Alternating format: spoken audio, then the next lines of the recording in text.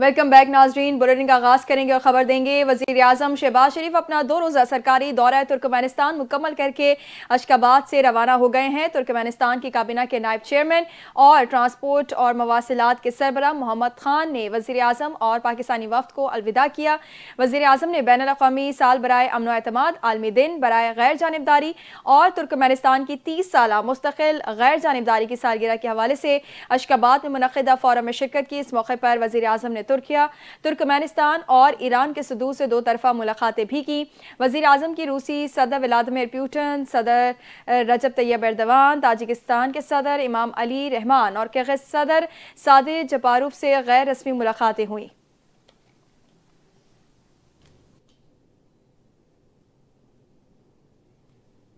صدر مملکت آصف علی زرداری کی منظوری کے بعد گلگت بلتستان اسمبلی کا انتخابی شیڈول جاری۔ نوٹیفیکیشن کے مطابق کاغذات نامزدگی جمع کرانے کے لیے 15 دسمبر کی تاریخ مقرر کی گئی ہے۔ 23 دسمبر کو امیدواروں کی فہرست جاری کی جائے گی۔ 30 دسمبر کو کاغذات کی اسکروٹنی ہوگی اور 10 جنوری کو اپیلوں سے متعلق فیصلے دیے جائیں گے۔ امیدواروں کی حتمی فہرست 11 جنوری کو جاری کی جائے گی۔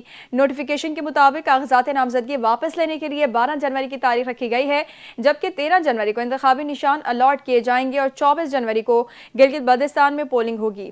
خیال رہے کہ گلگت بلتستان اسمبلی کی مجموعی طور پر 33 نشستیں ہیں، جن میں سے 24 پر انتخابات ہوتے ہیں۔ 6 مخصوص نشستیں خواتین اور 3 ٹیکنوکریٹس پر مشتمل ہیں۔ پارٹی اصولوں پر سمجھوتہ نہیں کیا جائے گا، فضا بہت اچھی ہے، انتخابات کے نتائج بھی اچھے آنے چاہیے۔ آزاد کشمیر اور گلگت کی پارٹی قیادت سے مل کر خوشی ہوئی۔ جی بی آزاد کشمیر کو NFC کے تحت فنڈز ملنے چاہیے۔ نون لیگ کے صدر میاں نواز شریف کا پارٹی عہدیداروں سے خطاب، کا فنڈز دونوں صوبوں کے حقوق کے مطابق ملنے چاہیے۔ چاہتے ہیں کہ نون لیگ گلگت میں کامیابی حاصل کرے۔ گلگت بلتستان الیکشن میں ٹکٹ میرٹ پر دیا گیا، میرٹ پر کوئی سمجھوتہ نہیں ہوگا۔ پارٹی میں سینئر اور دیرینہ دوستوں کو اہمیت دیں گے، ہم نے نظر رکھنی ہے کہ کون اپنا ہے کون پرایا۔ انہوں نے کہا کہ انتخابات میں کامیابی کے لیے تمام رہنما اور کارکنوں کو متحد ہو کر کام کرنا ہوگا۔ نواز شریف نے پنجاب میں ہونے والی تیز رفتار ترقی کا ذکر کرتے ہوئے کہا، صوبے میں تمام منصوبے کامیابی سے آگے بڑھ رہے ہیں۔ اسلام آباد میں کنونشن سینٹر میں قومی علماء و مشائخ کانفرنس کا انعقاد ہوا، جس میں مختلف مکاتب فکر کے علماء نے اظہار خیال کیا۔ سربراہ جامعۃ الرشید مفتی عبدالرحیم نے پاک فوج اور عسکری قیادت سے مکمل اظہار یکجہتی کرتے ہوئے کہا کہ موجودہ حالات میں سیاسی اور عسکری قیادت کا اتحاد انتہائی ضروری ہے۔ انہوں نے کہا کہ پاک فوج نہ صرف اسلامی فوج ہے بلکہ حرمین شریفین کی محافظ بھی ہے اور فتنہ الخوارج کے مقابلے کے لیے علماء کی مدد ناگزیر ہے۔ مفتی عبدالرحیم نے افغانستان میں خوارج کے فتنوں کی مذمت کرتے ہوئے کہا کہ دہشت گردی کی پشت پناہی بھارت اور اسرائیل کر رہے ہیں اور علماء کو متحد ہو کر فوج کا ساتھ دینا چاہیے۔ چیئرمین پاکستان علماء کونسل حافظ طاہر محمود اشرفی نے کہا کہ ملک کی سرحدوں کی حفاظت فوج جبکہ نظریاتی سرحدوں کی حفاظت علماء کرتے ہیں اور پاکستان کی حالیہ کامیابیاں قوم اور فوج کے اتحاد کا نتیجہ ہیں۔ شیعہ علماء کونسل کے علامہ شبیر حسن نے پاک فوج کے خلاف پروپیگنڈے کی مذمت کی، جبکہ جمعیت اہل حدیث کے علماء ضیاء اللہ شاہ بخاری نے کہا کہ جنرل عاصم منیر کی قیادت میں پاک فوج نے تاریخی کامیابیاں حاصل کی۔ پیر حسن حسیب الرحمان نے کہا کہ علماء ہر قدم پر پاکستان اور اسلام کی سربلندی کے لیے فوج کے ساتھ ہیں اور پیغام پاکستان کو قانون کا حصہ بنایا جائے تو دہشت گردی کے خاتمے میں مدد ملے گی۔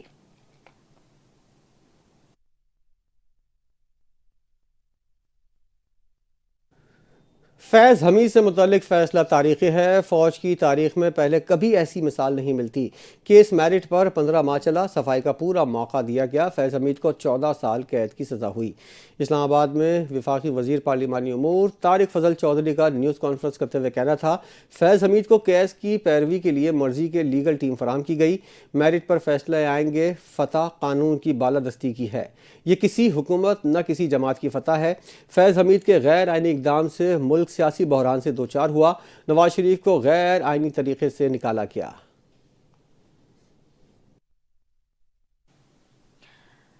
وانا وزیرستان میں دہشت گردوں کے حملے میں شہید ہونے والے فوجی جوان سبزل ملک کی نماز جنازہ تنگوانی میں ادا کر دی گئی۔ نماز جنازہ میں brigadier Fawad, colonel Fawad Hussain, DSR rangers colonel Talal, major Sajjad, علاقائی معززین، سیاسی و سماجی شخصیات، صحافیوں اور شہریوں نے شرکت کی۔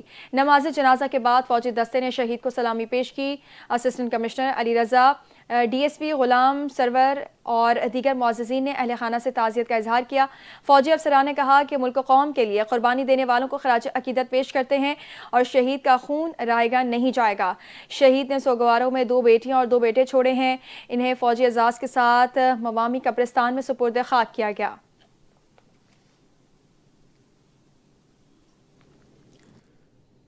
برسلز میں وزیر داخلہ محسن نقوی کی بیلجیم کے وزیر داخلہ سے ملاقات ہوئی، جس میں 2 طرفہ تعلقات، غیر قانونی امیگریشن کی روک تھام پر تفصیلی گفتگو ہوئی۔ ملاقات میں امیگرینٹس کی اسمگلنگ کے خلاف مشترکہ حکمت عملی اور 2 طرفہ تعاون کو مضبوط بنانے پر اتفاق ہوا۔ دونوں وزراء داخلہ نے انسداد دہشت گردی، انسداد منشیات اور پیرا ملٹری فورسز کی مشترکہ ٹریننگ سے متعلق تعاون بڑھانے پر بات کی۔ اس موقع پر محسن نقوی نے کہا کہ اقوام عالم کو غیر قانونی امیگریشن روکنے کے لیے مشترکہ حکمت عملی اپنانا ہوگی۔ انہوں نے بتایا پاکستان نے اس سلسلے میں سخت اور مؤثر اقدامات کیے ہیں۔ بیلجیم کے وزیر داخلہ نے دہشت گردی اور غیر قانونی امیگریشن کے خلاف پاکستان کی کوششوں کو سراہا اور کہا پاکستان نے خطے اور عالمی برادری کے لیے ایک مثبت مثال قائم کی ہے۔ دوسری جانب وزیر اعظم شہباز شریف نے کہا ہے کہ انسانی اسمگلنگ روکنے کی ہماری کوششوں کو برسلز اور لندن میں سراہا گیا۔ ایک بیان میں وزیر اعظم نے کہا کہ برسلز میں وزیر داخلہ محسن نقوی اور یورپی یونین کے کمشنر برائے داخلی امور کے درمیان پیش رفت قابل غور ہے۔ دونوں رہنماؤں کے درمیان تارکین وطن سے متعلق نمایاں پیش رفت پر خوشی ہوئی۔ شہباز شریف کا مزید کہنا تھا کہ فریقین نے باہمی دلچسپی کے شعبے میں تعاون کے فروغ کے لیے تعمیری ملاقاتیں کی۔ وزیر داخلہ اور ان کی ٹیم کی کارکردگی قابل تعریف ہے۔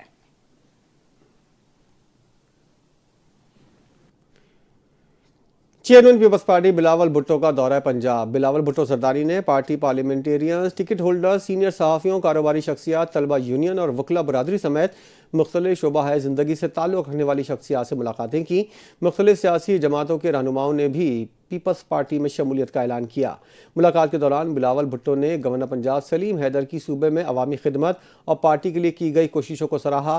انہوں نے پارٹی رہنماؤں کو ہدایت کی کہ بلدیاتی انتخابات میں بھرپور تیاری کریں، مخالفین کو ٹف ٹائم دیں۔ دورے کے دوران نوجوان طلبہ کے ایک وفد نے بلاول بھٹو سے ملاقات کی اور پیپلز پارٹی میں شمولیت کا اعلان کیا۔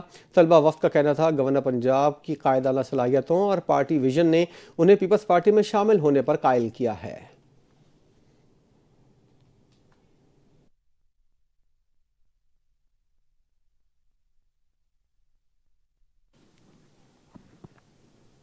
مرکزی ترقیاتی ورکنگ پارٹی کا اجلاس وفاقی وزیر برائے منصوبہ بندی احسن اقبال کی صدارت میں ہوا۔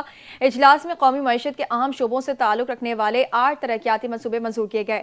اجلاس میں 4 منصوبوں کی منظوری دی گئی جن کی مالیت 10.551 ارب روپے ہے، جبکہ 4 بڑے منصوبے جن کی مالیت 256 ارب روپے ہے ایگزیکٹو کمیٹی برائے قومی اقتصادی کونسل کے مزید غور کے لیے بھیجے گئے ہیں۔ اجلاس میں سیکریٹری پلاننگ اویس منظور، پائٹ کے vice chancellor, chief economist, planning commission کے اراکین، وفاقی سیکریٹریز، صوبائی پلاننگ محکموں کے سربراہان اور متعلقہ وزارتوں اور صوبائی حکومتوں کے سینئر نمائندگان موجود تھے۔ ایجنڈے میں تعلیم و تربیت، صحت، توانائی، ٹرانسپورٹ اور کمیونیکیشن، ترقیاتی اور علاقائی منصوبہ جات اور آبی وسائل کے شعبے کے منصوبے شامل تھے۔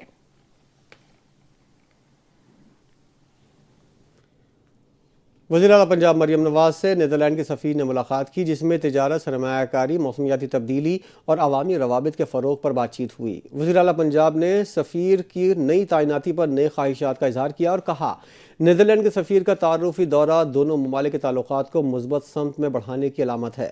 انہوں نے کہا پاکستان نیدرلینڈ کے تعلقات مشترکہ ترقیاتی اہداف پر مبنی ہیں۔ پنجاب صوبائی سطح پر اس تعاون کو مزید مضبوط بنانے کا خواہاں ہے۔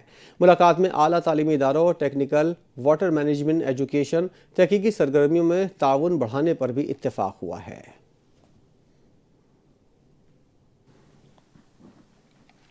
وزیر اعلیٰ سندھ سید مراد علی شاہ نے عالمی یوم غیرت جانبداری کے موقع پر اپنے پیغام میں امن کے فروغ اور پائیدار ترقی کے لیے غیر جانبداری کی اہمیت پر زور دیا۔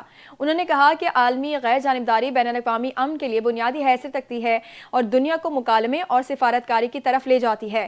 تنازعات سے دوری اور غیر جانبداری پائیدار ترقی کا راستہ ہے اور عالمی تنازعات کے حل میں غیر جانبداری کلیدی کردار ادا کرتی ہے۔ انہوں نے مزید کہا کہ پاکستان سفارتی محاذ پر فعال کردار ادا کر رہا ہے اور غیر جانبداری ریاستوں میں دوستانہ تعلقات کو مضبوط بنانے کا مؤثر ذریعہ ہے۔ سید مراد علی شاہ نے علاقائی اور عالمی امن کے لیے تعاون جاری رکھنے کا اعلان کرتے ہوئے کہا کہ کشمیر اور فلسطین کے مسئلے پر غیر جانبدار عالمی کردار وقت کی اہم ضرورت ہے۔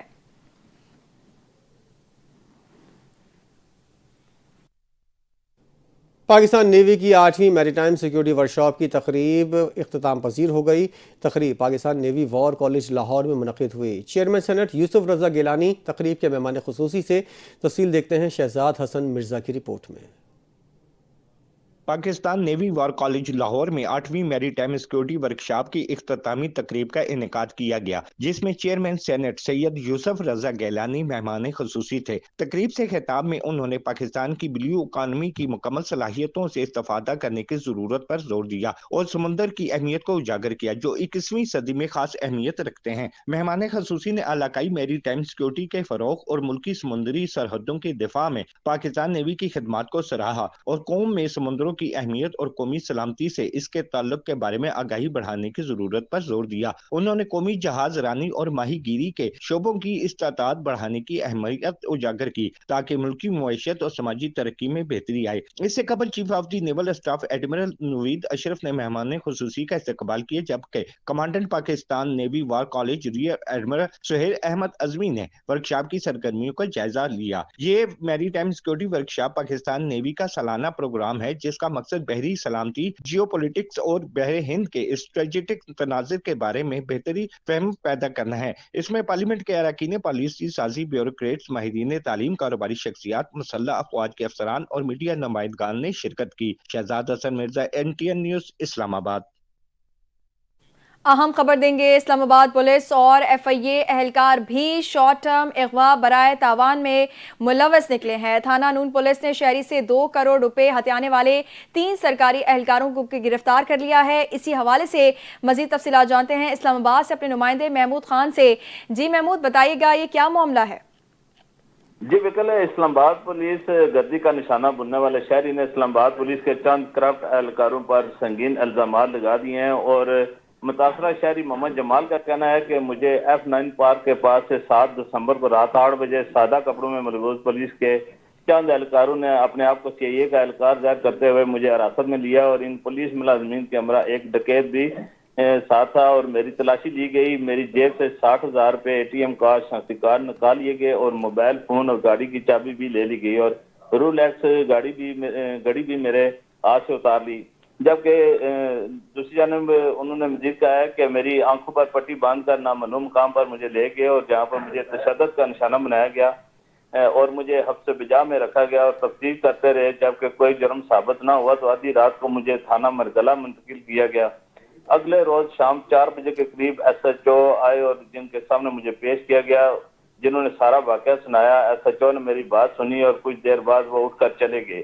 پھر ASI ساجد، ASI خالد اور نوید وغیرہ نے مجھے کہا کہ اپنی فیملی میں سے کسی کو بلائیں، جس پر میں نے گھر پر اطلاع دی۔ میرا بھائی تھانے آیا تو پولیس اہلکاروں نے میرے بھائی سے 45,000 روپے رشوت لی اور مجھے راہ کر دیا۔ جب میں نے ان سے اپنی چیزیں واپس مانگی تو مجھے موبائل فون، گھڑی کی چابی، ATM کارڈ اور شناختی کارڈ واپس کیے، نہ تو مجھے رولیکس گھڑی واپس کی اور نہ ہی وہ 60,000 روپے واپس کیے گئے، جو کہ میری جیب سے فوری طور پر انہوں نے نکال لیے تھے۔ میرے پوچھنے پر پولیس اہلکاروں نے کہا کہ جنہوں نے پہلے پکڑا تھا ان کے پاس ہوگا، ہمارے پاس نہیں ہے۔